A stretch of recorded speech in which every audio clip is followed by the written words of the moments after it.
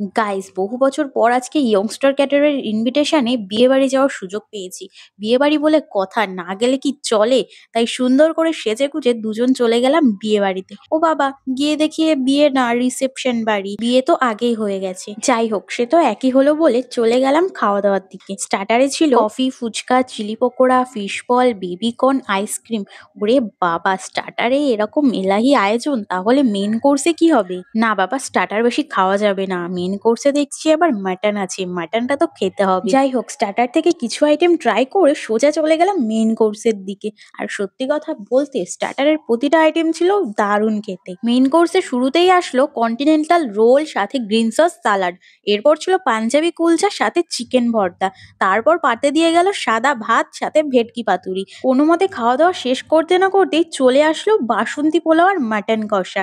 এটাই তো হচ্ছে মেন ব্যাপার, আমি তো মাটন খেতে এসছি। যাই হোক, বাসন্তী পোলাওয়ের সাথে মাটন কষাটা একেবারে জমে গেল। এরপর কিন্তু ছিল ফ্রুট চাটনি, পাঁপড়, নলেন গুড়ের রসগোল্লা, মালাই চমচম। উফ বাবা, তাহলে শেষমেশ খাওয়া দাওয়াটা কমপ্লিট হলো। আমি অনেকদিন পরে একটা ইনভিটেশন পেলাম। থ্যাংক ইউ জানাই ইয়ংস্টার ক্যাটারারকে। ভাগ্যিস ইনভাইট করেছিল, নাই তো হতোই না। বিয়ে বাড়ি না হয় রিসেপশন তো হলো। তাই তোমাদেরকেও বলছি, আর দেরি না করে তোমাদের স্পেশাল ডেতে বুক করে ফেলো ইয়ংস্টার ক্যাটারারকে। বাকি ডিটেলস আমি ডেসক্রিপশন বক্সে দিয়ে রাখলাম।